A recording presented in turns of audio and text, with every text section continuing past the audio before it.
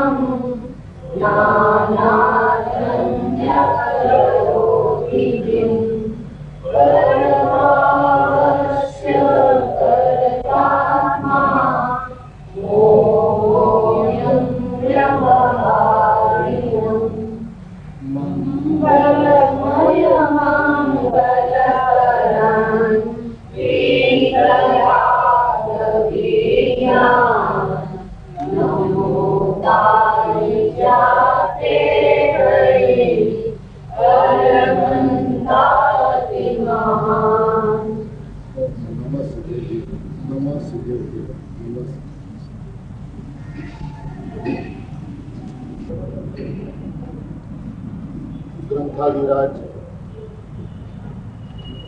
સમયસાર પરમાગમ છે,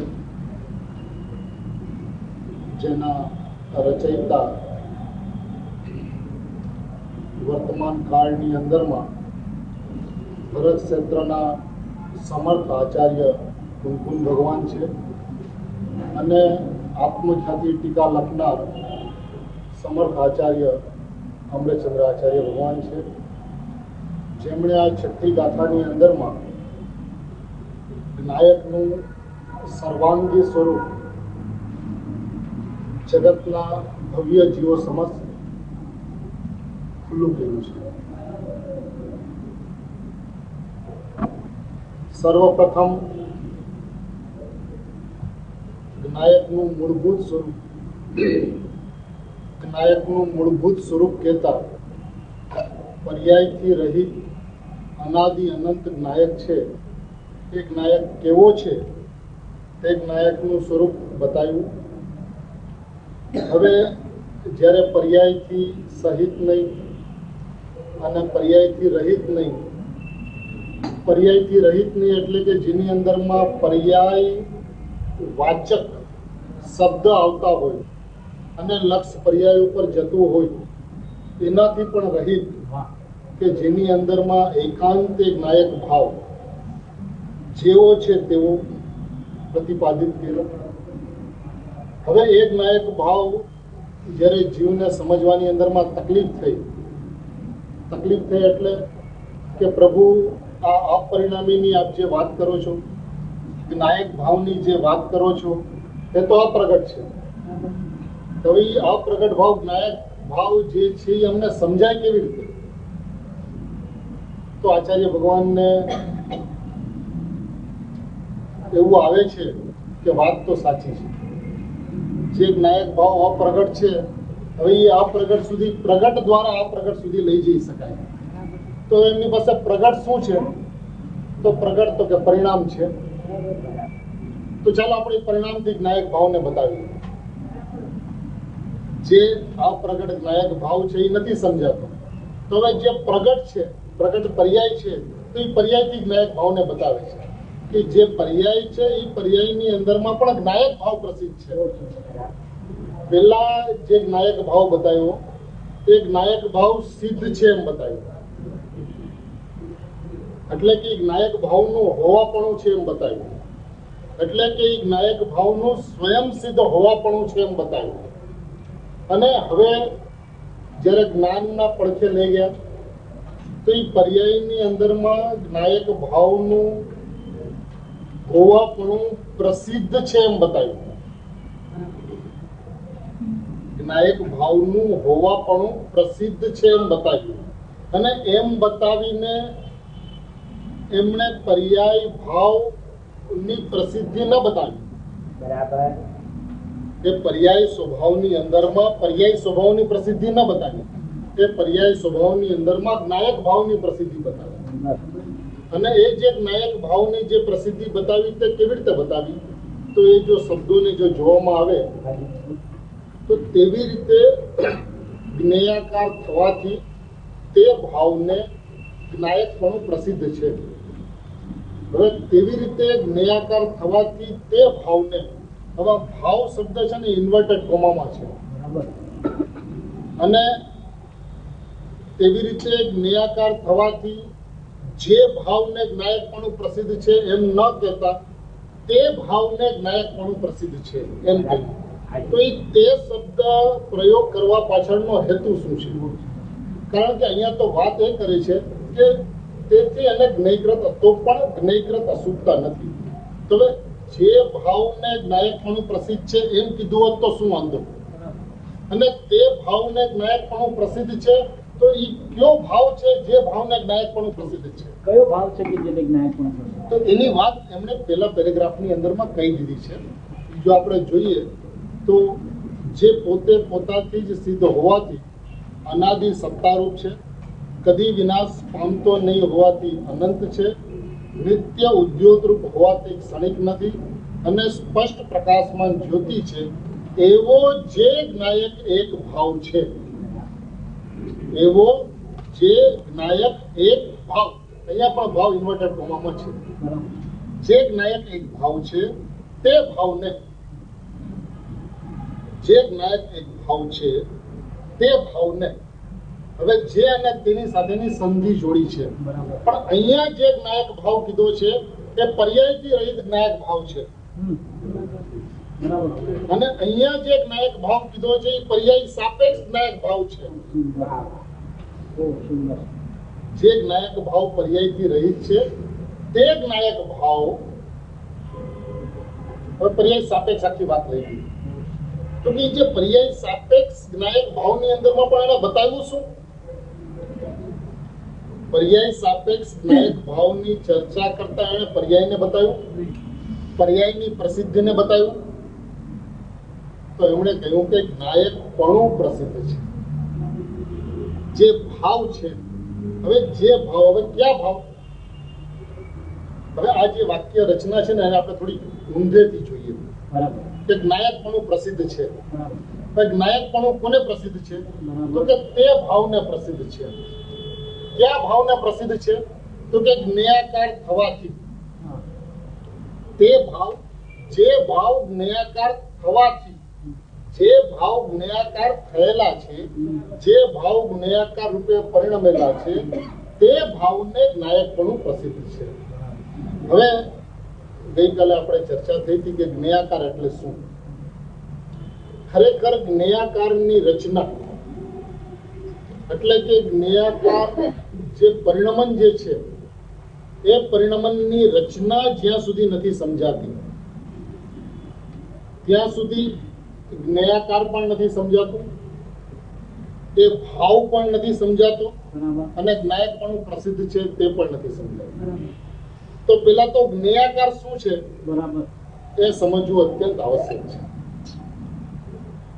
જ્ઞેયાકાર થવાથી હવે જ્ઞાનના પરિણામની જે વ્યવસ્થા જે છે, જ્ઞાનના પરિણામની જે વ્યવસ્થા છે એ પરિણામનો સ્વભાવ છે. પર્યાય જે છે ને, પર્યાયને પણ જેમ જ્ઞાયકનો સ્વભાવ છે એમ ગુણનો સ્વભાવ છે, એવી રીતે પર્યાયનો સ્વભાવ છે. તો એ પર્યાયનો જે સ્વભાવ છે એ કેવો સ્વભાવ છે? તો કે એક સમયની પર્યાયની અંદરમાં બે સ્વભાવ છે. પેલા એક સત્તાની અંદરમાં બે સત છે, દ્રવ્ય સ્વભાવ અને પર્યાય સ્વભાવ. અને એક પર્યાય સ્વભાવની અંદરમાં એ પર્યાય સ્વભાવના બે સ્વભાવ છે, બરાબર એક સામાન્ય સ્વભાવ અને એક વિશેષ સ્વભાવ. હવે જે સામાન્ય સ્વભાવ જે છે એ સામાન્ય સ્વભાવ કેવો છે? કારણ કે જેમ આપણે દ્રવ્ય સ્વભાવ અને પર્યાય સ્વભાવ, એક સત્તાના બે સ્વભાવ કીધા, તો પેલા આપણે દ્રવ્ય સ્વભાવની ચર્ચા કરી અને પછી પર્યાય સ્વભાવની ચર્ચા કરી. કારણ કે એ એક જ્ઞાયક ભાવની અંદરમાં દ્રવ્ય સ્વભાવ મુખ્ય છે. એવી રીતે એક પર્યાય સ્વભાવની અંદરમાં સામાન્ય પર્યાય સ્વભાવ અને વિશેષ પર્યાય સ્વભાવ, એની અંદરમાં સામાન્ય પર્યાય સ્વભાવ મુખ્ય છે. એટલે એની પહેલા ચર્ચા કરી આચાર્ય ભગવાન, બહુ સરસ અને પછી વિશેષ પર્યાય સ્વભાવની ચર્ચા પણ કરશે. પણ પેલા એ સામાન્ય પર્યાય સ્વભાવ શું છે? તો કે એ જે સામાન્ય પર્યાય સ્વભાવ છે ને, એ સ્વભાવ અત્યંત સ્વચ્છ છે, એ સ્વભાવ અત્યંત નિર્મળ છે, એ સ્વભાવ અત્યંત પરિકાંચન, કે જેની સંપૂર્ણતા એવી છે કે જે સંપૂર્ણતાની અંદરમાં જેને જ્ઞેય કહેવામાં આવે છે, જ્ઞેય એટલે જણાવવા યોગ્ય, જેમ દાહ્ય એટલે બળવા યોગ્ય, તેમ જ્ઞેય એટલે જણાવવા યોગ્ય. હવે જણાવવા યોગ્ય સ્વ પણ હોઈ શકે અને જણાવવા યોગ્ય પર પણ હોઈ શકે. ફરીને એક વાત, અત્યારે આપણે પર્યાયના સામાન્ય સ્વભાવની ચર્ચા કરીએ છીએ. એ પર્યાયના સામાન્ય સ્વભાવની અંદરમાં સ્વજ્ઞેય એટલે કે જ્ઞાયક સ્વભાવ અને પરજ્ઞેય એટલે સમસ્ત જગત એ જણાવવા યોગ્ય છે. ફરીને પર્યાયના સ્વભાવની ચર્ચા છે, આ જ્ઞાન સ્વભાવની ચર્ચા નથી. જ્ઞાનમાં શું જણાય છે અને જ્ઞાન કોને જાણે છે એ ચર્ચા અત્યારે નથી. અત્યારે પર્યાય સ્વભાવની વ્યવસ્થા શું છે, એ વ્યવસ્થાનું જે સામાન્ય પડખું જે છે એ પડખાની વ્યવસ્થાને અવલોકતા એની અંદરમાં સ્વ, સમસ્ત અનંત સ્વ જગત, કારણ કે અનંત ગુણો છે ને, એ અનંત ગુણો છે, સમસ્ત અનંત સ્વ જગત અને સમસ્ત અનંત પર જગત એની અંદરમાં જણાય છે. હવે એ જે જણાય છે એ કેવી રીતે જણાય છે? તો કે જેવા જ્ઞેયો છે એવા જ્ઞેયોના આકારો, એવા જ્ઞેયોના આકારો એ જ્ઞાનની અંદરમાં જણાય છે. ફરીને આ વાતના અનુસંધાનની અંદરમાં જો આપણે બીજી ગાથાની અંદરમાં એ વાતનો મેળ મેળવીએ, કારણ કે બીજી ગાથામાં પણ જીવની પરિભાષા કરી છે કે જીવ કેવો છે, અને છઠ્ઠી ગાથાની અંદરમાં શુદ્ધાત્મા કેવો છે. હવે જે જીવ કેવો છે એમાં મૂળભૂત સ્વભાવની વાત છે, અને શુદ્ધાત્મા કેવો છે એટલે શુદ્ધ જીવ કેવો છે એની અંદરમાં સામાન્ય સ્વભાવ અને વિશેષ સ્વભાવ બંનેની વાત છે. શુદ્ધાત્મા કેવો છે ને, એ શુદ્ધાત્માની અંદરમાં શુદ્ધતા શું છે, એ શુદ્ધાત્માની અંદરમાં શુદ્ધતા શું છે એ બતાવી છે. તો એની અંદરમાં જો એ સામાન્ય સ્વભાવ અને વિશેષ સ્વભાવ જો ન ખોલે તો એ શુદ્ધાત્મા કોણ છે એ સ્પષ્ટ નથી થઈ શકતું. અને બીજી ગાથાની અંદરમાં ફક્ત જીવ કેવો છે, વળી તે કેવો છે, વળી તે કેવો છે, વળી તે કેવો છે. હવે આ જે જીવની જે પરિભાષા બીજી ગાથાની અંદરમાં એટલે કે સમય શબ્દની અંદરમાં આચાર્ય ભગવાને જે કહી છે એ શું છે જોઈએ આચાર્ય દેવના શબ્દોની અંદરમાં.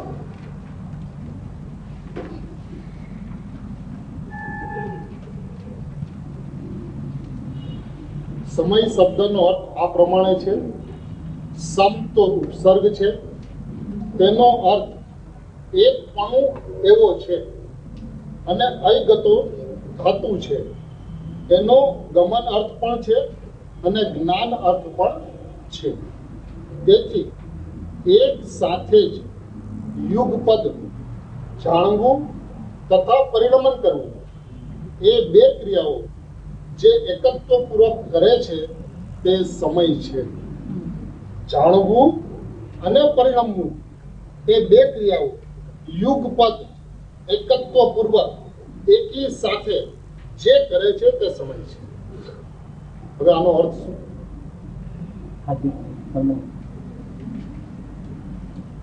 જાણવું અને પરિણમવું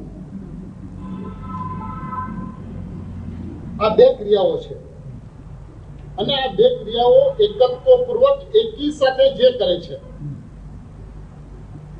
પરિણમવું તો ભૂતગલ દ્રવ્યની અંદરમાં પણ છે, પરિણમવું તો ધર્મ દ્રવ્યની અંદરમાં પણ છે, પરિણમવું બાકીના પાંચેય દ્રવ્યોની અંદરમાં પણ છે. પણ જીવ દ્રવ્યની અંદરમાં શું છે? જાણવું અને પરિણમવું આ બે ક્રિયાઓ છે અને આ બે ક્રિયાઓ કે પર્યાય પરિણમે છે, પરિણમતી પર્યાય જ્ઞાયકને જાણે છે એવું એ પર્યાયનું પરિણમન છે તો કે છે ના. જાણવું અને પરિણમવું એક સાથે એકત્વપૂર્વક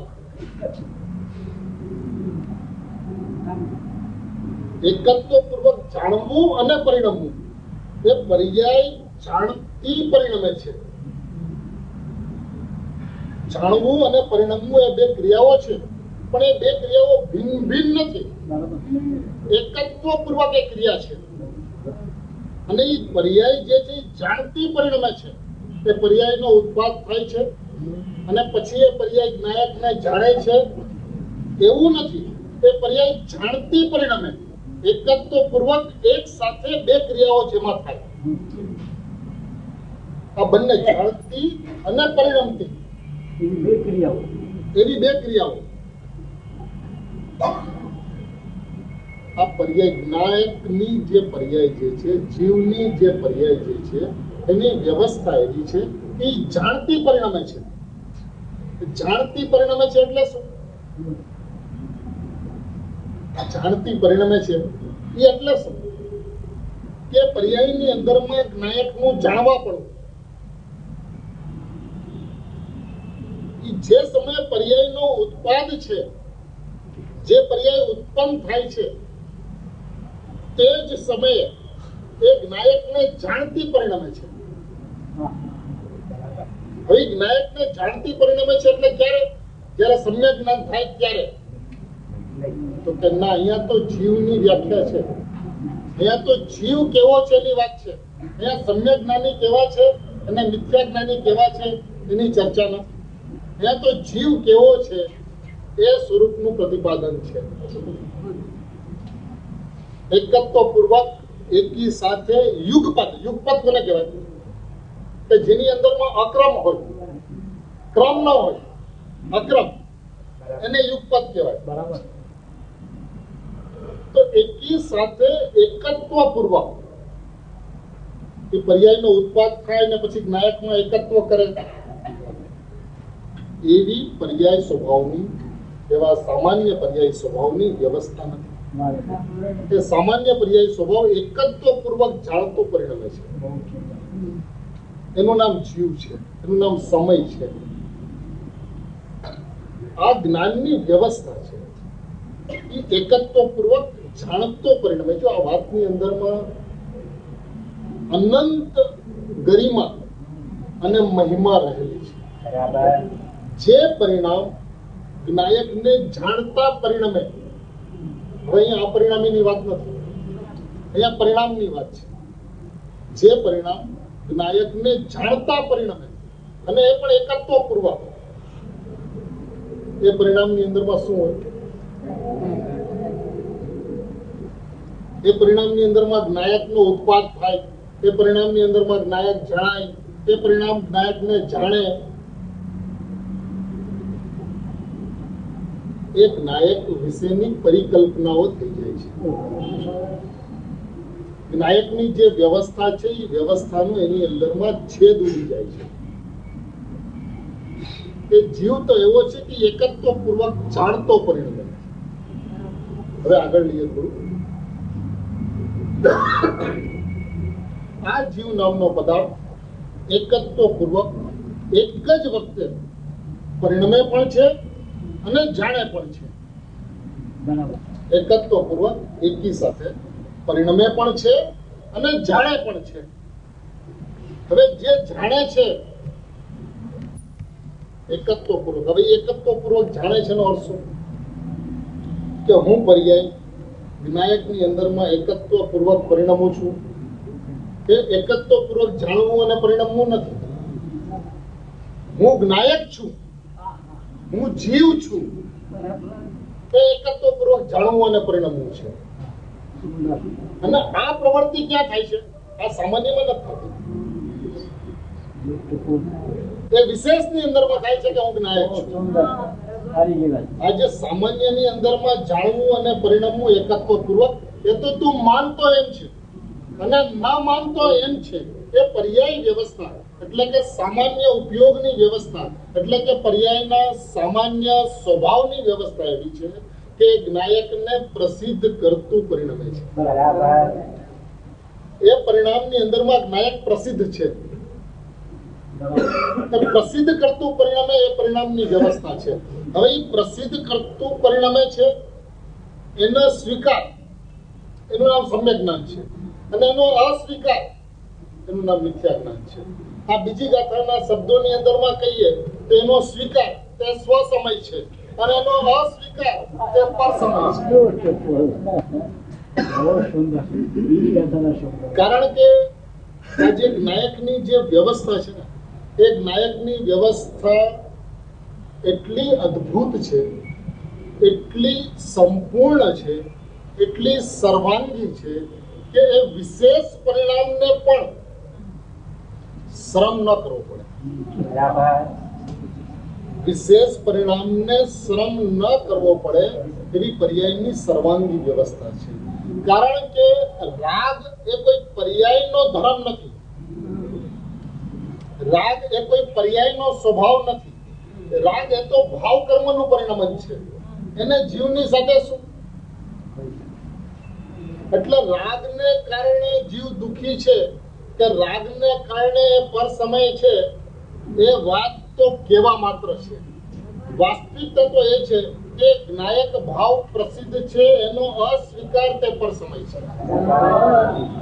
કારણ કે જે સમય રાગ છે એ સમય એ પર્યાયની અંદરમાં જ્ઞાન છે, અને જ્ઞાન જે છે એ જીવનો સ્વભાવ છે. તો જીવનો સ્વભાવ એ પર્યાયની અંદરમાં છે. હવે એ જીવનો સ્વભાવ પર્યાયની અંદરમાં હોવાથી હું જ્ઞાનમય જ્ઞાયક છું અથવા હું જ્ઞાયક છું એવું જ્યારે નક્કી કરે છે ત્યારે શું છે? તો કે રાગ જુદું છે અને જુદું રહી જાય છે. અને જુદું પાડવું પડતું નથી, જુદું છે અને જુદું રહી જાય છે. અને આ જે વ્યવસ્થા જે છે એ વ્યવસ્થાને વિશે જો ગુરુદેવના શબ્દોની અંદરમાં કહીએ, 2000 સાલનું આત્મધર્મ, અને એની અંદરમાં ગુરુદેવના એ શબ્દો છે કે જે સમયે અજ્ઞાનીને પર્યાયની અંદરમાં રાગ છે, તે પર્યાયની અંદરમાં તે અજ્ઞાની જીવને અંશે વિતરાગતા છે. જે સમયે રાગ છે તે સમયે તે પર્યાયની અંદરમાં અંશે વિતરાગતા છે. હવે આ જ્ઞાન સ્વભાવ કેવો છે? એ જ પરિણામની અંદરમાં આવો પોતાનો સ્વભાવ છે ભાઈ. જે સ્વભાવની અંદરમાં જ્ઞાયકપણું પ્રસિદ્ધ છે હમ. એવો પર્યાયનો સ્વભાવ છે. બહુ સુંદર. જ્ઞાયકનો સ્વભાવ છે એમ નહીં, પર્યાયનો સ્વભાવ છે કે એની અંદરમાં જ્ઞાયકપણું પ્રસિદ્ધ છે. એ શું કીધું પ્રભુ? નાયકનો સ્વભાવ છે. જ્ઞાયક તો જ્ઞાયક છે, અને જે જ્ઞાયક છે એ સ્વયં સિદ્ધ છે. જ્ઞાયક છે એ ઉત્પાદ વ્યય છે, ઉત્પાદ વ્યયથી રહિત છે. હવે એવો જે જ્ઞાયક સ્વભાવ છે એ સમયે જે એની જે પર્યાય છે એ પર્યાયની વ્યવસ્થા એવી છે કે એ પર્યાયની અંદરમાં જ્ઞાયકપણું પ્રસિદ્ધ છે. આ પર્યાયની વ્યવસ્થા છે, આ જ્ઞાયકની વ્યવસ્થા નથી.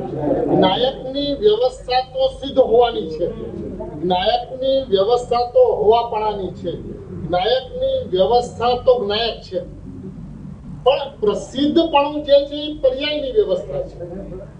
જેની સિદ્ધિ છે એની પ્રસિદ્ધિ ક્યાં છે? પર્યાયમાં છે. અને પર્યાયની અંદરમાં જ્ઞાયકની પ્રસિદ્ધિ છે એ પર્યાયની વ્યવસ્થા છે, જ્ઞાયકની વ્યવસ્થા નથી. કારણ કે જ્ઞાયક છે તો પર્યાયમાં આવતો જ નથી. જે પર્યાય જ્ઞાયકમાં આવતો નથી, જે પર્યાયની અંદરમાં જ્ઞાયક આવતો નથી, એ જ્ઞાયકને પ્રસિદ્ધિનો પ્રશ્ન ક્યાં છે? એ તો અનાદિ અનંત સિદ્ધ છે. પ્રસિદ્ધ જે છે એ પ્રસિદ્ધપણું, પ્રગટપણું, એ તો પર્યાયનો સ્વભાવ છે. તો એ પર્યાયની જે વ્યવસ્થા છે, હવે એનો પ્રશ્ન આવે છે તો ભાઈ પર્યાયની વ્યવસ્થા શું છે? એ પ્રસિદ્ધપણું એ જો પર્યાયનો સ્વભાવ હોય તો એ પર્યાયની વ્યવસ્થા શું છે? બરાબર. એ પર્યાયની વ્યવસ્થાની અંદરમાં વળી તે કેવો છે? હમ. આ જીવ દ્રવ્ય જે એકત્વપૂર્વક એક સાથે જાણતો અને પરિણમે છે, જાણવું અને પરિણમવું એવું જેનું કાર્ય છે, એવો જેનો સ્વભાવ છે, એ જીવ વળી તે કેવો છે? તો કે પોતાના અને પરદ્રવ્યોના આકારોને પ્રકાશવાનું સામર્થ્ય હોવાથી આ જીવ દ્રવ્ય કેવું છે? પોતાના અને પરદ્રવ્યોના આકારોને પ્રકાશવાનું સામર્થ્ય હોવાથી. આ એક વાત છે. બહુ સરસ. શું એક વાત છે? કે પોતાના અને પરદ્રવ્યોને પ્રકાશવાનું સામર્થ્ય હોવાથી. આને સામર્થ્યની વાત છે, આને શક્તિની વાત છે. આ એનું જે હોવાપણું જે છે, જીવ જે છે એ જીવનું જે હોવાપણું જે છે એ હોવાપણાની અંદરમાં શું છે? તો કે એની અંદરમાં સામર્થ્ય છે. શેનું સામર્થ્ય છે? તો કે પોતાના અને પરદ્રવ્યોના આકારોને પ્રકાશવાનું સામર્થ્ય છે. બરાબર. હવે એનું જે પ્રકાશવાનું સામર્થ્ય છે એનામાં, તો એ પ્રકાશ શેનો કરે છે? આ તો સામર્થ્યની વાત. બહુ સરસ. સામર્થ્ય એટલે તો શક્તિ રૂપ થઈ. હવે વ્યક્તિ રૂપ શું છે? બરાબર. આ તો સામર્થ્ય છે ને. એને સામર્થ્યનું હંમેશા હોવાપણું હોય, અને વ્યક્તિનું એટલે કે પરિણમનની અંદરમાં હંમેશા થવાપણું હોય. તો કે હવે એ જે હોવાપણે છે એની અંદરમાં થવાપણું શું છે? તો કે જેણે સમસ્ત રૂપને પ્રકાશનારું. હવે થવાની અંદરમાં એ શું કરે છે? તો કે જેણે સમસ્ત રૂપને પ્રકાશન કર્યું છે, એણે સમસ્ત રૂપને, સ્વના સમસ્ત રૂપને અને પરના સમસ્ત રૂપને પ્રકાશન કર્યું છે, પ્રકાશનારું. હવે જ્યારે એને સમસ્ત રૂપને, સ્વ અને પર, એના સમસ્ત રૂપનું પ્રકાશન કર્યું, તો એ પ્રકાશન કરતા પ્રાપ્ત શું કર્યું? બરાબર. પ્રકાશન તો કર્યું, સ્વ અને પર સમસ્ત રૂપનું પ્રકાશન કર્યું. હવે પ્રકાશન કરતા આ બીજી વાત પૂરી થઈ ગઈ. એને પ્રકાશન કર્યું સ્વ અને પરનું, સમસ્ત રૂપનું. હવે પ્રકાશન કરતી વખતે એ પરિણામની અંદરમાં પ્રાપ્ત શું થયું? બરાબર. બહુ સરસ. એ પરિણામનું ફળ શું આવ્યું? બરાબર. કે પરિણામની અંદરમાં એણે સમસ્ત રૂપનું પ્રકાશન કર્યું, તો એને સમસ્ત રૂપને જાણ્યું, એ સમસ્ત રૂપ થયું. શું થયું? શું એની અંદર એ જે એક્શન થયું, સમસ્ત રૂપને પ્રકાશવાની જે ક્રિયા થઈ, એ ક્રિયા થતા એ કોઈ વસ્તુને પ્રાપ્ત કરે છે. કોને પ્રાપ્ત કરે છે? તો કે જે કે સમસ્ત રૂપને પ્રકાશનારું એક રૂપપણું પ્રાપ્ત કર્યું છે. સમસ્ત રૂપને પ્રકાશનારું, એને પ્રકાશન તો કર્યું સમસ્ત રૂપનું, પણ પ્રાપ્ત શું કર્યું? તો કે એક રૂપપણું પ્રાપ્ત કર્યું છે. એકરૂપપણું, સમસ્ત રૂપપણું નહીં, સમસ્ત રૂપપણું નહીં, બે રૂપણું નહીં, એક રૂપણું. અને સમસ્ત રૂપપણું નહીં નો અર્થ શું? કે જે સ્વ પરનું જે પ્રકાશન જે થયું, એટલે કે જેવું સ્વ છે અને જેવું પર છે એવા સ્વ પરનું પ્રકાશન થયું. હવે પ્રકાશનનો અર્થ શું? પ્રકાશન થયું ને, એ પ્રકાશન થયું તો પ્રકાશનનો અર્થ શું? તો કે સાહેબ અમે તો એવું સમજીએ છીએ કે સ્વ પરનું પ્રકાશન એટલે એ સ્વ પરને જાણે છે, એવું અમે સમજીએ છીએ. તો આચાર્ય ભગવાન એ પ્રશ્ન આવશે એવું જાણતા નથી, એટલે અમે સ્પષ્ટીકરણ કરી દીધું. શું સ્પષ્ટીકરણ કરી દીધું? અર્થાંત જેમાં અનેક વસ્તુઓના આકાર પ્રતિભાસે છે. એ પ્રકાશનનો અર્થ શું? કે જેમાં અનેક વસ્તુઓના આકાર પ્રતિભાસે છે. એક પર્યાય જે છે, જ્ઞાન પર્યાય જે છે, એ જીવ જે છે એની અંદરમાં અનેક વસ્તુઓના આકાર પ્રતિભાસે છે. હવે જ્યારે સમસ્ત આકારો એની અંદરમાં પ્રતિભાસે છે ત્યારે એના પરિણામની અંદરમાં એ ક્યાં આકારે રહે છે? બંને વાત કરી. ઉપરમાં પ્રકાશનની વાત કરી, અહીંયા પ્રતિભાસની વાત કરી. તો પ્રકાશનની અંદરમાં કહ્યું કે એકરૂપપણાને પ્રાપ્ત કર્યું. તો કે પ્રભુ હજી આમાં અમને સ્પષ્ટ નહોતું. એને એકરૂપપણાને પ્રાપ્ત કર્યું એમ કહો છો, તો શું આપ એમ કહેવા માંગો છો કે એ એકરૂપપણાને પ્રાપ્ત કર્યું છે એનો અર્થ એવો છે કે એ પર્યાય અને જ્ઞાયક એવું બે પણ એમાં નથી, એકરૂપપણું એવું છે. એ એકરૂપપણાને પ્રાપ્ત કરે છે એટલે કે પર્યાય પણ છે અને જ્ઞાયક પણ છે, એવું બે પણ નથી. જ્ઞાયક પણ છે અને પર છે એવું તો નથી, પણ જ્ઞાયક પણ છે અને પર્યાય પણ છે એવું બે રૂપપણું છે તો કે એવું પણ નથી. તો એકરૂપપણાને પ્રાપ્ત કરે છે. કારણ કે ભાઈ જે એકરૂપપણાને પ્રાપ્ત કરવાની જે વ્યવસ્થા છે ને, એ વ્યવસ્થાની અંદરમાં બે રૂપપણું નથી. હવે દ્રવ્ય અને પર્યાય બે રૂપ છે કે નહીં? બે રૂપ છે ને, એક ત્રિકાળ છે, એક ક્ષણિક છે. તો એ બે રૂપપણાને પ્રાપ્ત કરે છે તો કે ના, એ એકરૂપપણાને પ્રાપ્ત કરે છે. હવે એકરૂપપણાને પ્રાપ્ત કરે છે એટલે શું? બરાબર. એ એકરૂપપણું શું છે? એ શું છે? તો કે જેમાં અનેક વસ્તુઓના આકાર પ્રતિભાસે છે એવા, જેમાં અનેક વસ્તુઓના આકાર પ્રતિભાસે છે એવા એક જ્ઞાનના આકાર રૂપ તે છે.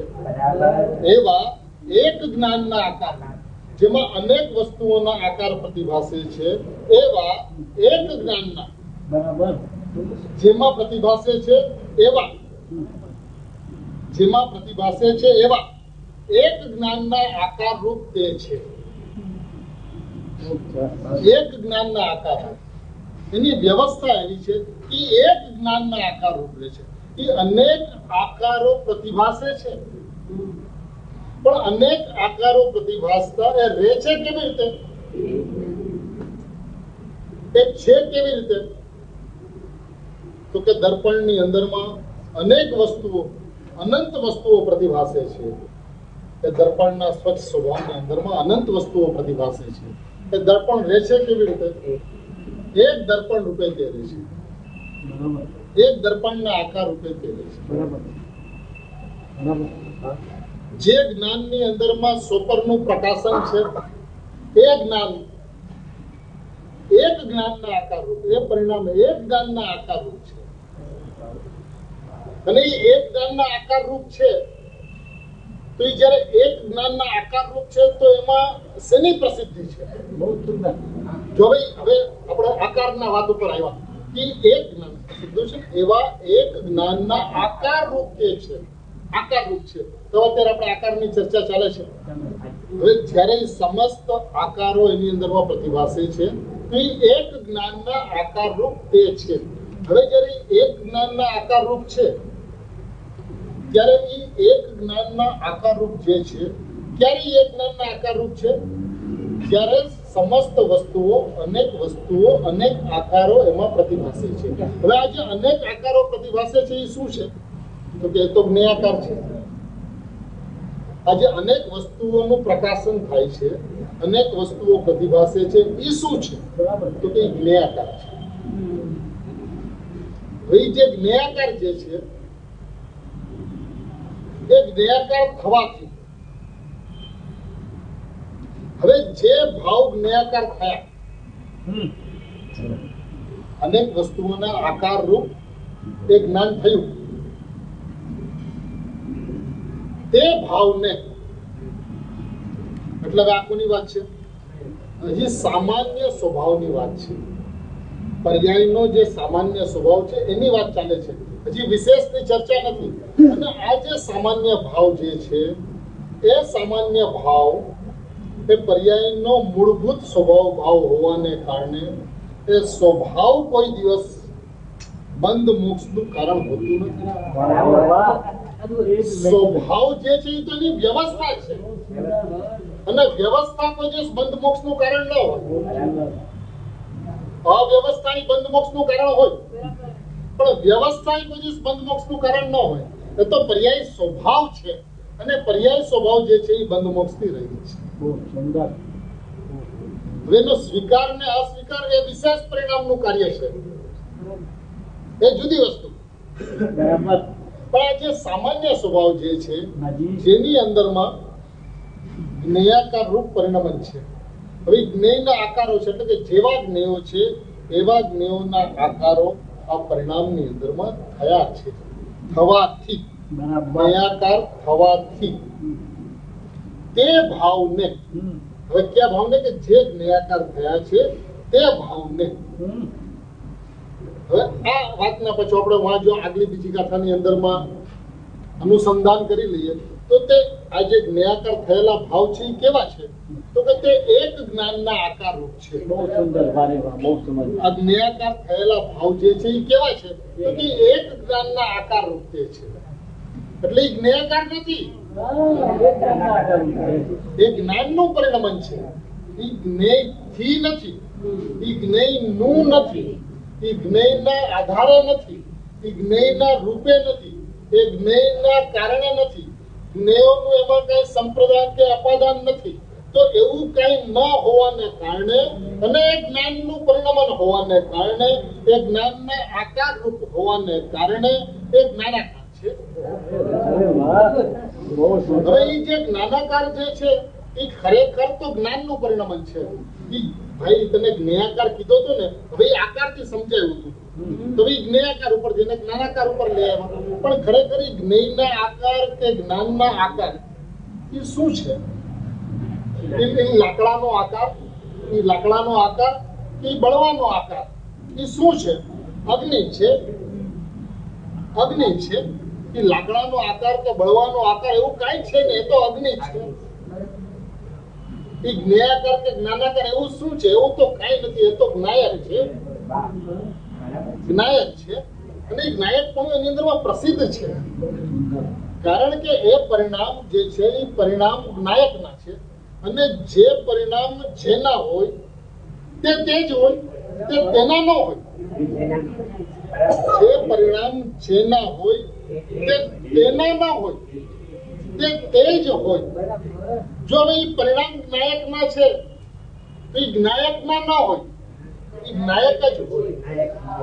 ભાઈ જ્ઞાયક જ હોય તો શું છે એની અંદરમાં પ્રસિદ્ધ? જ્ઞાયકપણું પ્રસિદ્ધ છે. જ્ઞાયકપણું પ્રસિદ્ધ છે. જ્ઞાયકપણું પ્રસિદ્ધ છે એની અંદરમાં. જ્ઞાયકપણું પ્રસિદ્ધ છે. એ જ્ઞાયકપણું પ્રસિદ્ધ છે. હવે આ અહીંયા સુધી એટલે કે જ્ઞાયકપણું પ્રસિદ્ધ છે એટલી વ્યવસ્થા છે.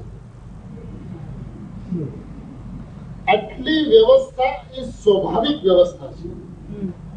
અને આ વ્યવસ્થા એટલે કે જ્ઞાયકપણું પ્રસિદ્ધ છે એમ કહીને આચાર્ય ભગવાને બે વાત કરી. શું બે વાત કરી? કે એક તો તું અત્યાર સુધી એમ જે સમજે છે કે મારા પરિણામની અંદરમાં રાગ છે, તો એ તારા અભિપ્રાયની ભ્રાંતિ છે. અભિપ્રાયની ભ્રાંતિ છે. ખરેખર તો રાગ છે નહીં પરિણામની અંદર. એ તારા અભિપ્રાયની ભ્રાંતિ છે કે મારા પરિણામની અંદરમાં રાગ છે. ખરેખર તો તારા પરિણામની અંદરમાં જ્ઞાયકપણું પ્રસિદ્ધ છે. એક વાત. હવે જ્યારે જ્ઞાયકપણું પ્રસિદ્ધ છે તો પછી જ્યારે તો એનો સ્વીકાર કરે છે કે જ્ઞાયકપણું, પ્રભુ મારા પરિણામની અંદરમાં રાગ નથી, મારા પરિણામની અંદરમાં તો જ્ઞાયકપણું પ્રસિદ્ધ છે. હવે એવો જ્યાં સ્વીકાર કરે છે ત્યાં એની જે બીજી ભ્રાંતિ હતી, કઈ ભ્રાંતિ? કે જ્ઞાયક તો અપ્રગટ છે અને એ જ્ઞાયકને આપણે પ્રગટ કરવાનો છે, તો હવે આપણે પ્રગટ કરવાનો પુરુષાર્થ કરવો. તો એ અધ્યાત્મના ક્ષેત્રની ભ્રાંતિ હતી.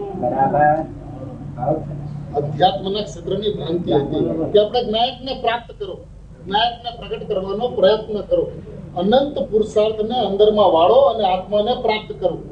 તો એ તારી ભ્રાંતિ હતી. કારણ કે તો જ્ઞાયકપણું પ્રસિદ્ધ છે. હવે પ્રસિદ્ધ છે એ પ્રગટ છે, જે પ્રસિદ્ધ છે એ પ્રગટ છે, પ્રગટ છે એ પ્રાપ્ત છે, અને પ્રાપ્ત છે એની પ્રાપ્તિનો પ્રયત્ન તે અજ્ઞાન છે. અને એ તારું અજ્ઞાન, એ તારું અજ્ઞાન, તારા જ્ઞાયક ભાવની અંદરમાં તું જે નિરંતર વિલાસ કરી રહ્યો છો, એ જ્ઞાયક ભાવની અંદરમાં તું છો એનું લક્ષ્ય થવા દેતું. શું કહ્યું? એનું લક્ષ્ય એટલે કે જે પરિણામની અંદરમાં જ્ઞાયકપણું પ્રસિદ્ધ છે, એમ કે અત્યારે તમારું લક્ષ્ય પર તરફ છે, એ લક્ષ્યને જ્ઞાયક તરફ વાળો. એ લક્ષ્યને જ્ઞાયક તરફ વાળો એટલે શું? કે ભાઈ કોઈને તમારે ચાંદો દેખાડવો હોય, ચાંદો હોય આ દિશામાં અને એ જોતો હોય આ દિશામાં, તો કે ભાઈ તારું લક્ષ્ય નહીં ફેરવ. તમે જેમ ચાંદા જોવા માટે લક્ષ્ય ફેરવાય છે, એવી રીતે આ પર તરફ જે લક્ષ્ય છે એને જ્ઞાયક તરફ ફેરવાય છે. કારણ કે ચાંદો જે છે એને લક્ષ્ય ફેરવવાની વિધિ શું છે? કારણ કે ચાંદોને જોવાની જે પ્રક્રિયા જે છે ને ઇન્દ્રિય જ્ઞાન દ્વારા છે. હવે ઇન્દ્રિય જ્ઞાન છે તો ઇન્દ્રિય જ્ઞાન પોતે મૂર્તિક છે અને ઇન્દ્રિય જ્ઞાનના વિષયો મૂર્તિક છે. ભાવેન્દ્રિય ભલે અમૂર્તિક હોય, પણ ઇન્દ્રિય જ્ઞાન એટલે કે ઇન્દ્રિયો જે છે, એટલે કે જેના દ્વારા આ બધી પ્રવૃત્તિઓ, પાંચ ઇન્દ્રિયોની જે પ્રવૃત્તિઓ જે થઈ રહી છે તે સ્વયં મૂર્તિક છે. તો એના જે વિષયો છે એ મૂર્તિક છે અને જે જ્ઞાન છે એ અમૂર્તિક છે. તો એનો જે વિષય જ્ઞાયક ભાવ છે એ પણ અમૂર્તિક છે. હવે જે અમૂર્તિક છે એના પ્રત્યે લક્ષ્ય કરવાની વિધિ શું છે? તો કે સર્વપ્રથમ પરિણામની અંદરમાં જ્ઞાયકપણું પ્રસિદ્ધ છે એવો નિશ્ચય, એવો નિર્ણય કે મારા પરિણામની અંદરમાં જ્ઞાયકપણું પ્રસિદ્ધ છે. હવે એવો નિર્ણય થાય છે ત્યારે શું થાય છે? કે પરિણામની અંદરમાં રાગ છે અને રાગથી જ્ઞાન જુદું છે.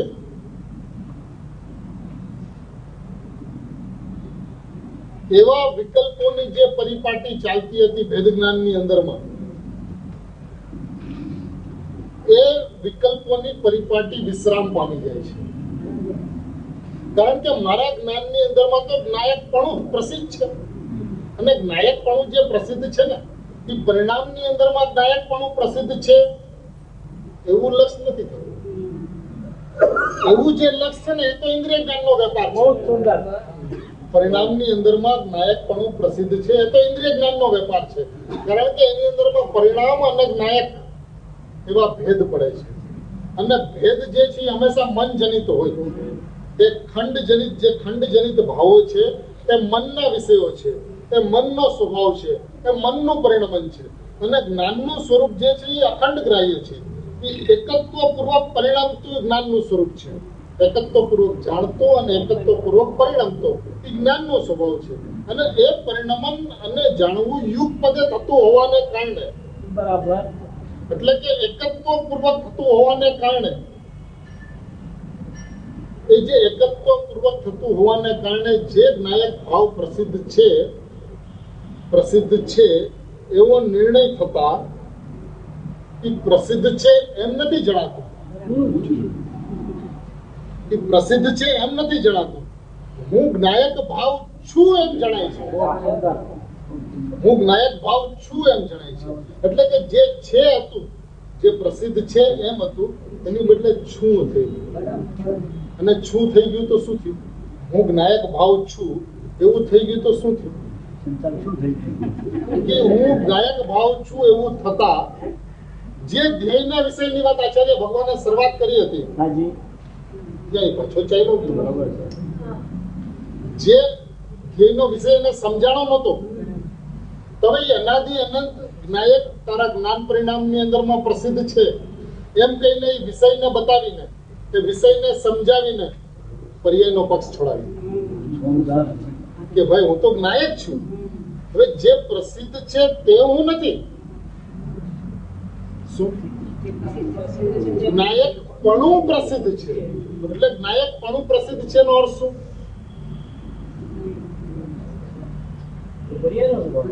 એ તો પર્યાયનો સ્વભાવ છે, તો પર્યાયની વ્યવસ્થા છે. અને હું તો જ્ઞાયક છું, હું તો જ્ઞાયક છું.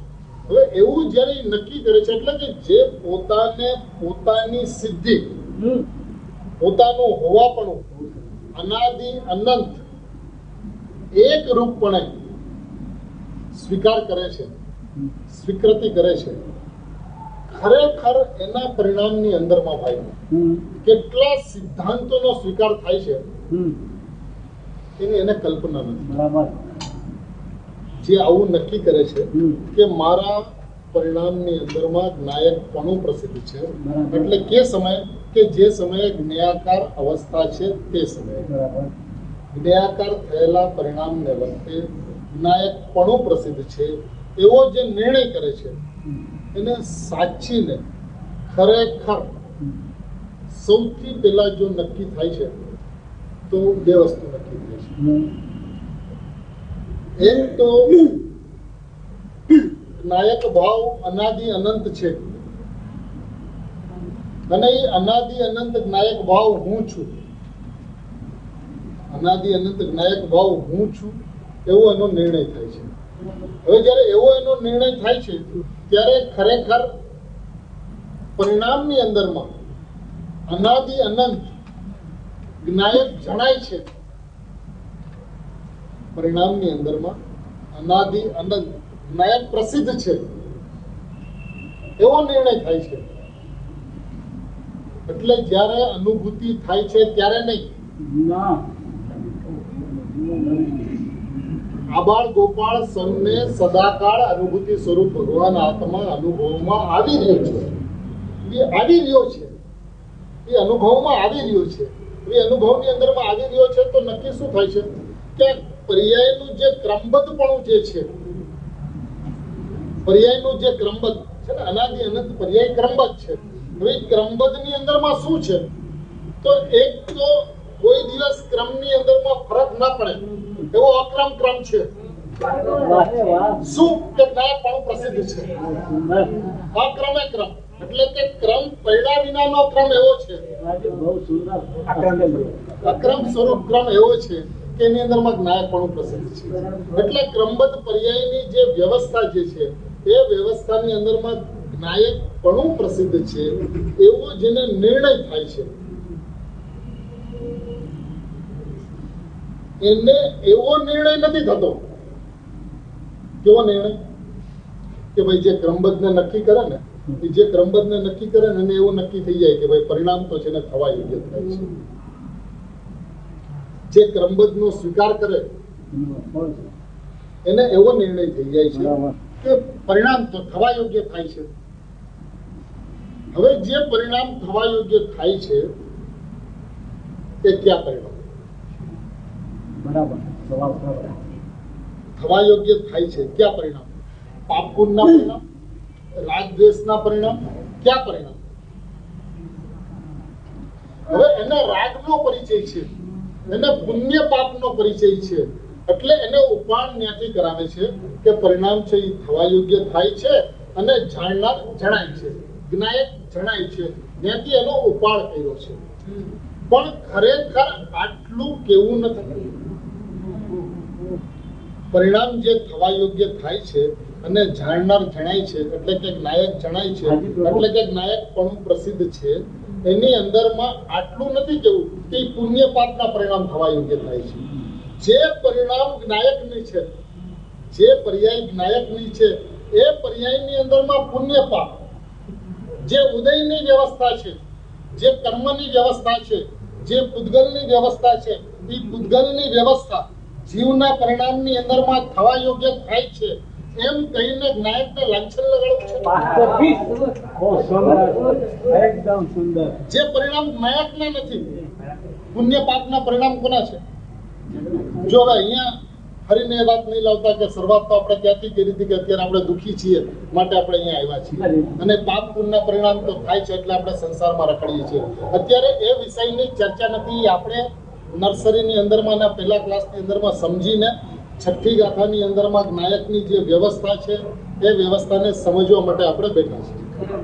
એટલે એ વાતને લક્ષ્યમાં રાખીને આ વાતને સમજવાની છે. હવે એ જે પરિણામ પાપ પુણ્યના જે છે તે થવા યોગ્ય થાય છે અને જાણનાર જણાય છે. તે એક પહેલું કયું પહેલું કે પર્યાયના સંયોગની અંદરમાં પાપ પુણ્ય છે. પર્યાયના સંયોગની અંદરમાં પાપ પુણ્ય છે એટલે એ પરિણામ થવા યોગ્ય થાય છે. અને એ સમયે એ પરિણામની અંદરમાં જ્ઞાયકપણું પ્રસિદ્ધ છે. એ પર્યાયનો સામાન્ય સ્વભાવ, એક પર્યાયનું વિશેષ પરિણમનની વર્તમાન સ્થિતિ, પરિણામની વિશેષ સ્વભાવની વર્તમાન સ્થિતિ કે એની અંદરમાં પાપ પુણ્યના પરિણામ થાય છે તો પરિણામ થવા યોગ્ય થાય છે. અને એ સમયે એનો જે સામાન્ય સ્વભાવ એટલે કે પર્યાયનો સામાન્ય સ્વભાવ છે, તે સામાન્ય સ્વભાવની અંદરમાં શું છે તો કે જ્ઞાયકપણું પ્રસિદ્ધ છે. પણ આજે આ બંને પર્યાયના બંને વિભાગો છે. પર્યાયનો વિશેષ સ્વભાવ અને પર્યાયનો સામાન્ય સ્વભાવ. પર્યાયનો વિશેષ સ્વભાવની અંદરમાં પાપ પુણ્ય રૂપ પરિણામ, એટલે બીજી રીતે કહીએ તો કે પર્યાયની અંદરમાં જ્ઞાયકપણું પ્રસિદ્ધ છે એના અસ્વીકાર રૂપ પરિણામ. અને જ્યારે અસ્વીકાર રૂપ પરિણામ છે ત્યાં તે સમયે એ પર્યાયની અંદરમાં જ્ઞાયકપણું પ્રસિદ્ધ છે. એટલી પર્યાય સ્વભાવની ચર્ચા. પણ આ વાત સંપૂર્ણ નથી. આ વાત અનુભૂતિ અને અનુભૂતિનો વિષય એની જેમ છે તેમ પ્રસિદ્ધિ નથી. બરાબર. બહુ સુંદર. એ જ્ઞાયકપણું પ્રસિદ્ધ છે એ થવા યોગ્ય થાય છે. જ્ઞાયકપણું હવે એ પર્યાયના વિશેષ સ્વભાવને ઓળંગી ગયો. એટલે વિશેષ પર્યાયમાં જે પાપ પુણ્યના પરિણામ હતા એ તો મારો સ્વભાવ નથી, મારી વ્યવસ્થા નથી. મારી વ્યવસ્થા શું છે તો કે જ્ઞાયકપણું પ્રસિદ્ધ છે, જાણનાર જણાય છે, એ મારી સહજ વ્યવસ્થા છે.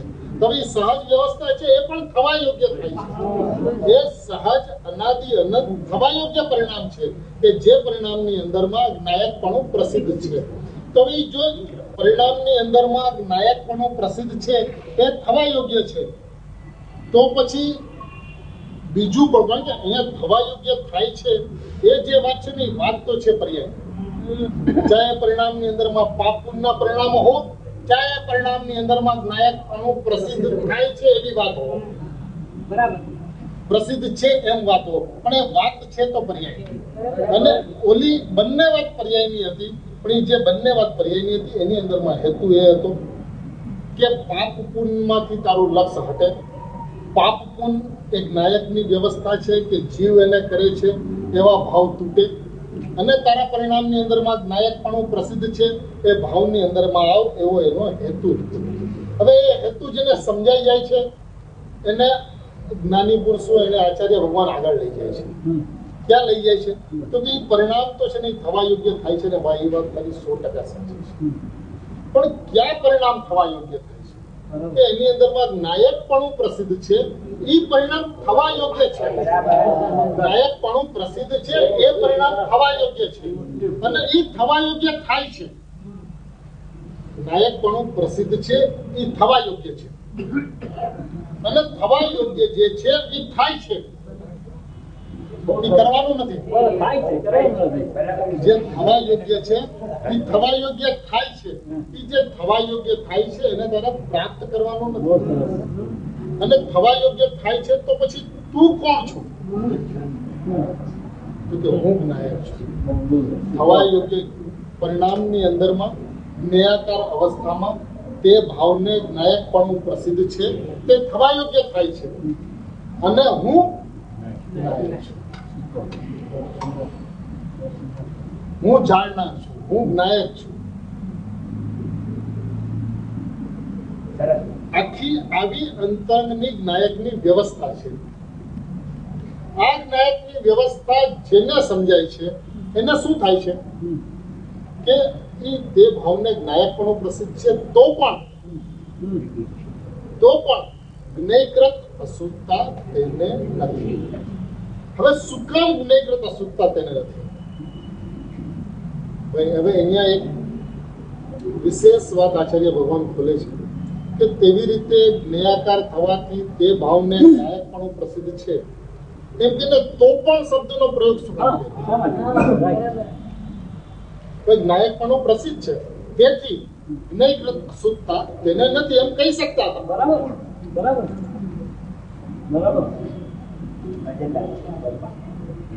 તો પણ એનો અર્થ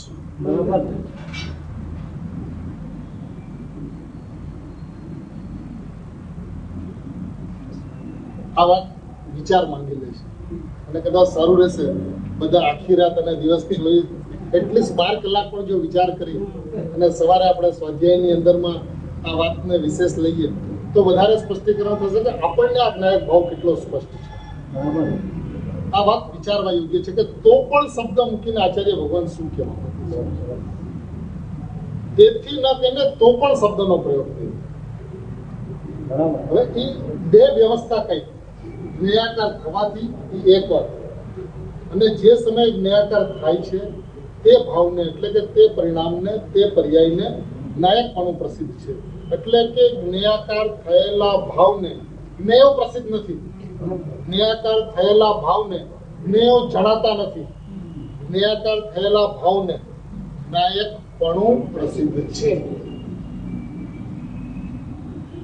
તો પણ કરીને જે વાત કરી છે એની ઉપર વિશેષ ચર્ચા આપણે કાલે સવારે કરીશું.